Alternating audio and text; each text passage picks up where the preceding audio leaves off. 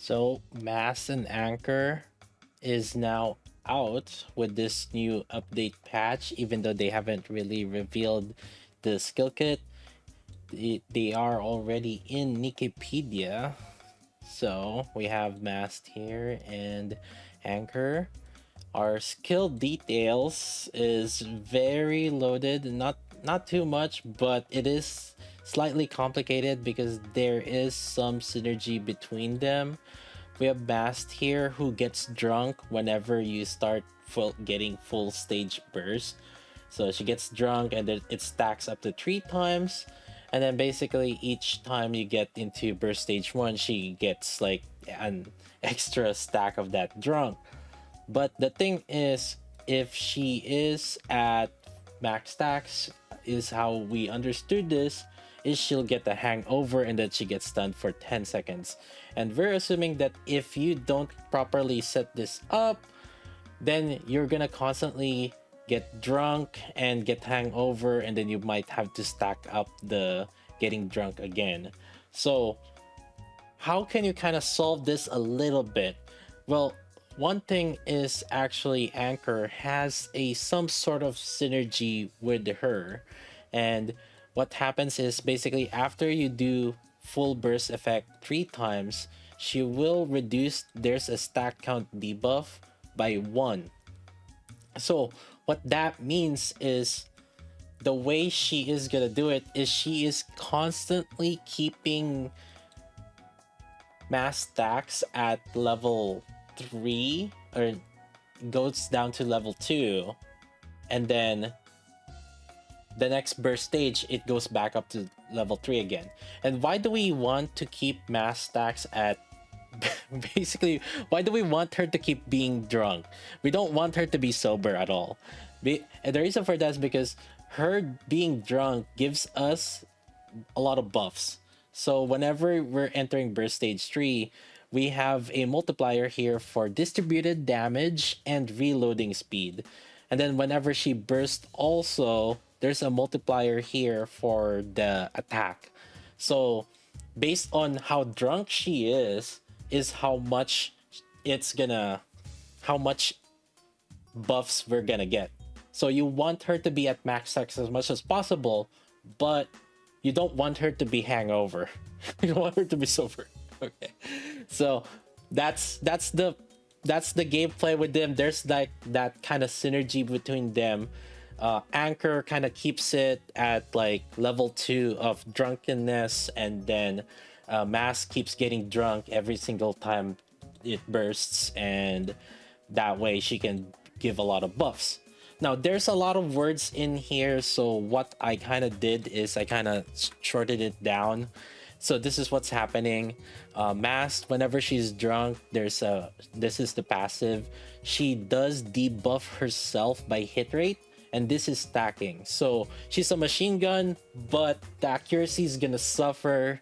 She's gonna stay at between 40%, 30%. Actually, yeah, around 40% negative hit rate, or minus, yeah. And then she does provide critical rate and caster's attack, which is a supporter, because Master is a supporter, 35% for all allies. This is for all allies though. The hit rate though is only a debuff to herself, but this one is for all allies. So crit is somewhat nice, but then there's the caster's attack also. And then this, like I said earlier, there is the reload buff and distributed damage buff, which is totaling like roughly around 45%. And then whenever she bursts, she does provide crit damage 40%, and then attack damage 10% for 10 seconds. And then on top of that, it's a caster's attack again, which is a supporter, which is a total 60%. There might be a lot of numbers here, but I will try to break it down later, and I'll watch for that. And then Anchor, what is happening is every time there's full burst, what happens is she provides HP potency for the first burst, and then the second burst she gets HP potency plus distributed damage 30%, and then on the third burst rotation she starts reducing the stack debuff, which is what we need to make sure that we can keep Mast being stay drunk basically. And then she does also provide some hit rate and then caster's attack, more caster's attack, and then also reload speed. So you actually are starting to notice there's two main things for these for Mast and Anchor. It's the fact that one, it's the distributed damage, and then two, it's the reload speed. So there is some potential for like infinite ammo, things like that, and also just a little bit of critical rate with Mast, and then also just caster's attack throughout between Mast and Anchor. So how does exactly it work? This is just how I have understood it after doing it. So this is in case you guys are wondering how things work a little bit on Nikke, right? Once you get 100% energy gain, you are going to enter stage one. You haven't like cast burst one yet, right? You haven't cast burst one yet, but that's entering stage one, and then after that would be cast burst one, and then technically after you cast burst one, it's going to enter stage two process, or stage two, and then you start and nothing's happening between cast after whatever burst one you were using and whatever burst two, but we cast burst two. So what's happening is we get Mast's buff from her burst. Let's say we start with Mast, which I assume is the better because her buff is better. Mast does have better buff compared to Anchor. So, typically you would want to have the first burster to burst the better burster, right? And so Mast will provide that buff. And then what's gonna happen is enter stage three. And as we're entering stage 3, Mast will provide the drunk multiplier from her skill 2. And then you cast burst 3, Quency or Scarlet Black Shadow, whoever's bursting. And then after you cast burst 3, you're gonna enter this situation of entering full burst, which is like Anchor's HP potency buff. And then you do the full burst duration, the 10 seconds, and then full burst ends, and then Anchor buff hits. So this is kind of like the step-by-step process of what's happening. So what you do, you cast burst first with Mast on burst 2, and actually before I forget, both Mast and Anchor are both burst 2 with 40 seconds cooldown on their burst. So I forgot to mention that, but that's kind of how they are working out together, right? So they're kind of expecting you to alternate between Mast and then Anchor, Mast and then Anchor.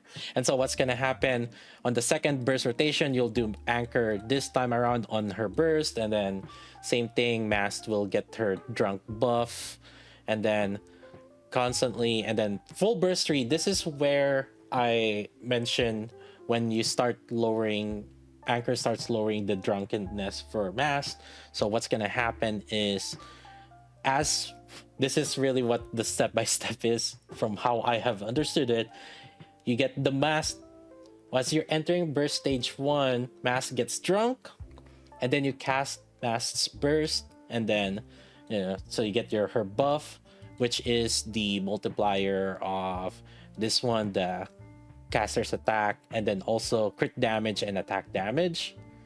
And then after that is the she gives like the drunk multiplier from her skill 2, and then you burst 3 with whoever, and then as you're entering full burst, Anchor is gonna lower Mast's drunk to 2 again. So and then Anchor provides additional buffs from that, and then you do your full burst, and then the full burst ends, and then Mast is gonna stay at drunk 2, and then so she's not gonna get stunned with her skill here, because what happens is like when the full burst ends and she has full stacks, she gets stunned.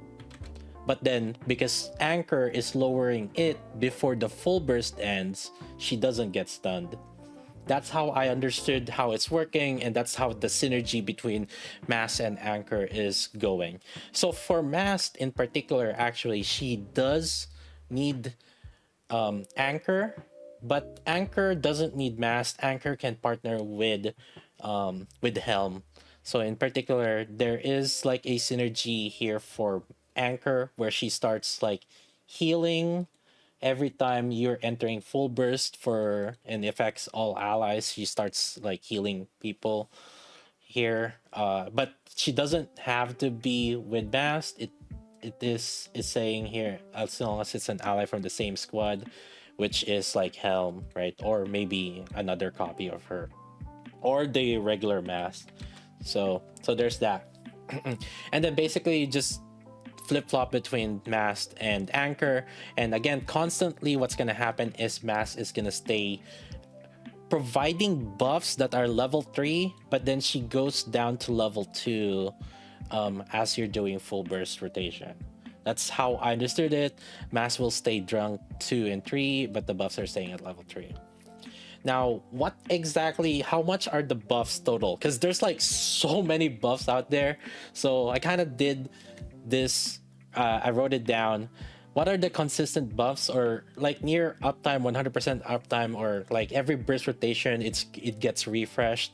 What's happening is you're getting distributed damage of 75%, you have a reload of 75%, and then you have crit rate of 20%, and then caster's attack for supporter, which is 35%. So if you have both Mass and Anchor. And then what's alternating buff is the crit damage, attack damage, and the 60% caster attack from Mass burst, and then Anchor's burst, which is primarily the offensive one. In there is the caster's attack of 30%. Anchor technically does more than just that. She does provide some heals, like over heals, like Marciana's over healing, from what it seems like. But just in general, like it doesn't feel like it's necessary. Maybe it might end up being useful for AFKing Kraken. I don't know, but you're gonna, if you want like some proper healing, maybe you might have to set up Helm also. So Helm and Anchor, maybe with Scarlet Black Shadow and Rapi Red Hood. Maybe that can be an AFK Kraken. Who knows? Anyways, so these are the buff that Mast and Anchor are primarily providing, right? There's so many. Like if you add these all up, this is what it ends up being. Now, how can it compare, right? So let's take a look at probably like Crown and Privity, because that's another example where it's similar. It's like infinite ammo, right? It's a similar infinite ammo, and the reason why that's like pretty much infinite ammo is because Crown and Privity basically gives you like 95% reload speed, and Mast and Anchor is like 75% reload speed, but if you add resilience to it, it'll become 105%, which is essentially basically infinite ammo for that setup. So in that scenario, what does it compare into? Well, distributed damage 75%. There's not many units that does take advantage of this, right? It's Scarlet Black Shadow, Quency, Phantom, 2B. There's not that many, but if it's a very specialized team or units, and majority of their damage is coming from that distributed damage, then it is probably worth considering, and it's probably like a side grade, like on another set. Another thing is the Mast and Anchor does have crit rate, and then right, but meanwhile the Crown and Privity doesn't really have any crit rate. If you add the total attack damage though that Crown and Privity is providing, it's 36%. That's more consistent, and then there's roughly a 50% uptime, if assuming that there's no other healer in the Crown and Privity, which typically we do use the Crown Privity team with the infinite ammo Alice with Scarlet Black Shadow, right? So infinite ammo Alice, Scarlet Black Shadow with the Crown and Privity is receiving these. Now, the main difference that is gonna make a difference, difference for here is that the fact that for crown in particular, it's attack damage, so all types of attack are affected by it. The thing is, like Scarlet Black Shadow is not and Alice, if you add Alice, all their damage is not just pure distributed damage. For Scarlet Black Shadow, the first proc is not really distributed damage. The second and the third proc of her skill 1 is the one that's distributed damage, right? But she also has her basic attack and then the first one also. So that's the main positive that the crown and privity is providing. Meanwhile, like Mast and Anchor in particular is mainly boosting the distributed damage. And I mean, to be fair, it does a little bit of crit rate and crit damage, and there is a little bit of crit attack damage, but it's not like as consistent as the crown and privity. So I could see this distributed damage from Mast and Anchor being better if, say, maybe if the boss is more oriented for Scarlet Black Shadow, maybe yeah, your Alice is weaker, and then also if Scarlet Black Shadow is kind of like the bigger contributor for your team, and it also frees up your crown. So in that situation, this is basically the idea of, would you use them in like a different team instead, the crown team instead, right? Like so that's more in solo raid situation and union raid situation. If in terms of just one team, so let's say anomaly interception, I don't see it as much as necessary, right? Like, and in terms of one team in particular, right? And another issue also that we have been discussing with the people in chat is that the fact that it's just gonna be expensive. You have to spend the other resources for Mast and Anchor. It's a whole nother set of like 10 10 10, if at least from what it seems like, where all skills are actually necessary. So I don't know if you want that, right? And just for additional comparison, I did have like the crown helm also combination, which I do think that technically, if we're talking about one team, I do think that the crown helm in particular treasure should be better in terms of that, because we're getting to the attack damage of 84%, which is basically catching up or even better than the distributed damage, right? But also you have the reload speed. It's not infinite though, but there's a little bit of crit rate, and at least you're not spending another set of these. And another, again, like I said, this is only affecting primarily distributed damage. There's a little bit of attack and things like that, right? But this one at the very least affects like all types of attack, like whatever the skill effects, and regardless whether if they're distributed damage or not, or the basic attacks also. So this is a lot more generic, and you can actually it's much more flexible. And then the crown and naga also, it has a lot more consistent like attack damage and then core damage also. So in terms of core, the crown and naga should still be better if there's core. I do see a potential with the Mast and Anchor if there's like no core. I could see that, but yeah, you're comparing crown naga versus Mast Anchor. And then there's another where I thought about it, but like I said before, Mast seems like she's gonna need Anchor, but Anchor doesn't necessarily need Mast, so you could maybe use crown and Anchor. Unfortunately though, since Anchor is not really gonna be healing here, because in order for Anchor to be healing, it's either she has to burst, but then why would you trade off Anchor's burst or crown's burst for Anchor? Or there needs to be another teammate from the same squad. Likely it would be Helm, but then if you're using the crown versus plus Helm already, I don't see the reason to use anchor. But what this is providing though is the crown and anchor is an alternative for the reload speed, infinite ammo team, which is kind of like the alternative for the crown and privity. So that's like one setup, I guess, that we could see. And this, on the plus side, it does provide like some casters attack up here and then like a little bit of distributed damage. Overall, though, would I see this to be very important? So I was thinking about it in terms of team building in like say solo raid, right?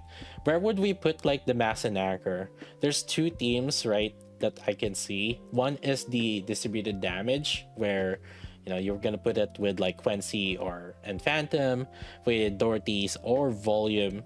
And then Volume is not bad also because it's also like crit, and there's a little bit of crit on Quency and better overall cooldown reduction compared to Dorothy. And the thing is, with Dorothy, you're gonna need another cooldown, or ideally you have another something to accompany Dorothy for helping her on cooldown reduction, which is like privity or like another burst cooldown reduction.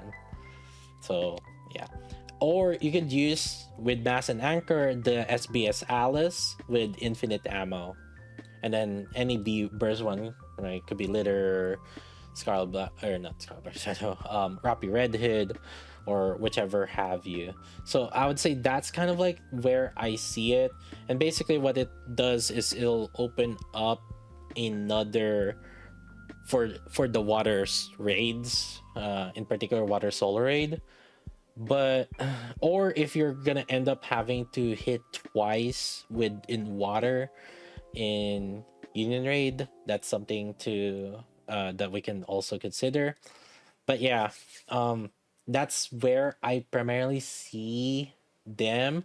But at the same time, right, like if you're just you're spending 2 units for a side grade for a particular element, that's just something to consider. Because like, let's say that you did use Mast and Anchor, you still have, and then you have crown with the other water teams, and then let's say you have the shotgun team, there's still these other teams. So that's 3 teams already. You have the Mast team, Mast and Anchor team, you have the crown team, and then you have the shotgun team with the Viper. You still have all of these units, right? Like, and you can use Tianaga, you can use Blanc, Noir, and there's still Grave, and then there's Mari also in terms of what the burst 2 is, right? And at that point, what's the trade-off that you're having? It seems like it's a really waste right now, unless like we get like way more distributed damage oriented DPS. And so I think it's gonna be an alternative. I think the trade-off right now here is it's a very expensive trade-off. I could see whales opting into these, but at the same time, for a lot of people, I don't see us having enough resources to even like provide for both Mast and Anchor. Even though they're mainly like support, there is some scaling on casters. That's another downside too, right? Like because they are casters, you want duplicates. I mean, not that you really want them, but it is pretty beneficial, especially with so much scaling on casters attack here. That is multiple scaling. There's 35% and 30% and then 60% for Mast. So that means that like duplicates and upgrades and gear upgrades are gonna be pretty useful. It's gonna be really expensive personally. So anyways, that's kind of how I am seeing Mast and Anchor. It is a very luxury unit. I could see them improving a solar raid, or maybe even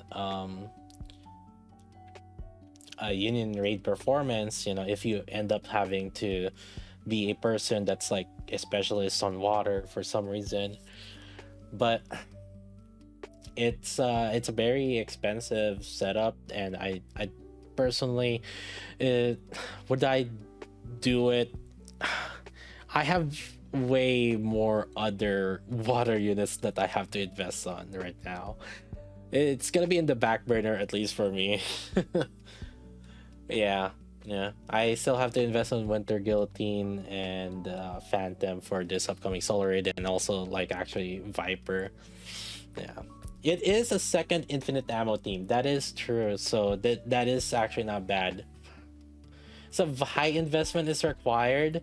Yeah, well, so right, because again, you're gonna get all of these, but then at the same time, technically, you could just use like these, right? You have the Tia Naga still, you have blanc and noir, and then what's gonna happen on and Grave?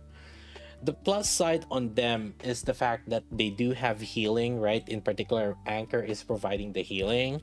So, which is what the duos have been doing. Tia Naga has healing, the bunnies, Blanc and Noir have healing, in particular Blanc has healing. So, that's what it is.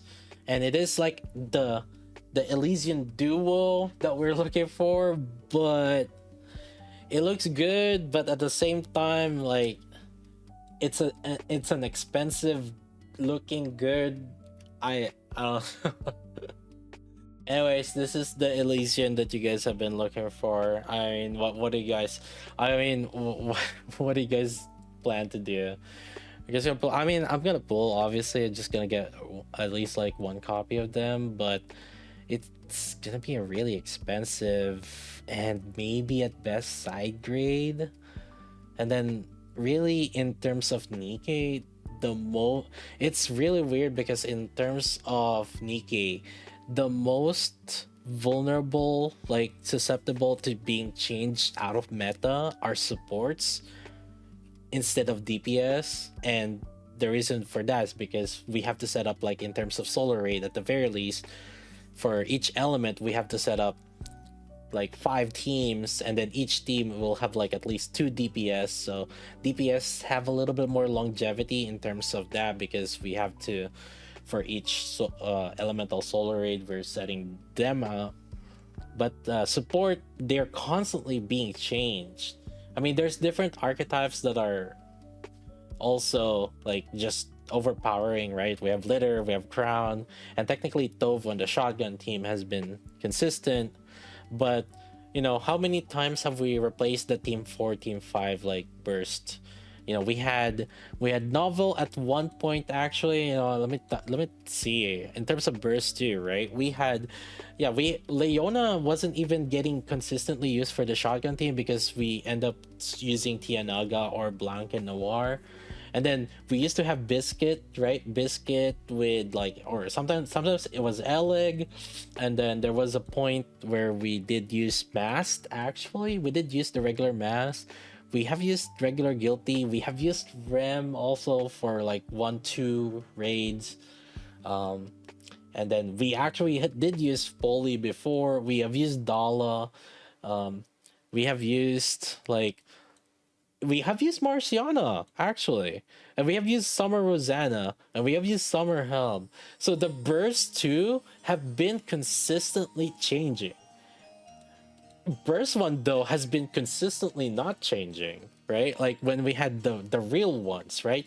When D Killer Wife came out, she never left.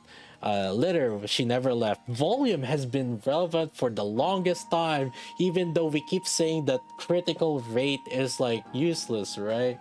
But she has been relevant for the longest time, just purely because she has a really good cooldown reduction.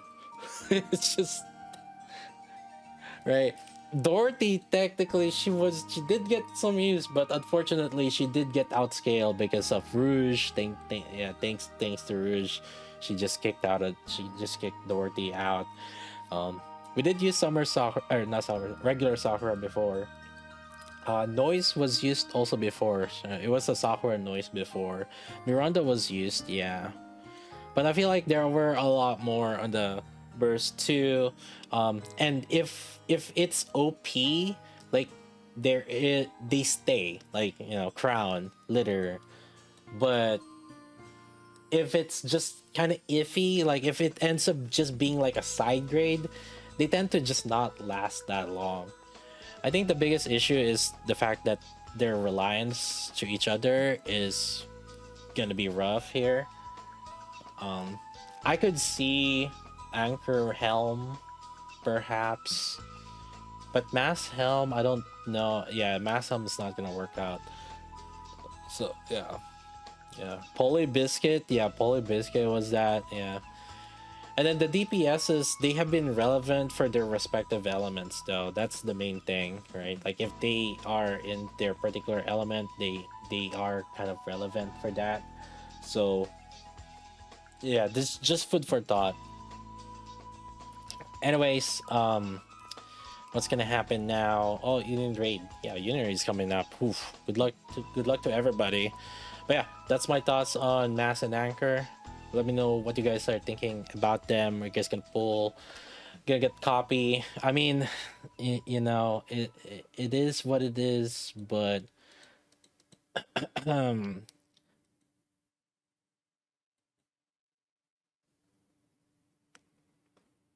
don't forget to click that like, comment, subscribe, Burrino, and go come follow me at Twitch, twitch.tv/KaiJLV. I'll see you guys next time.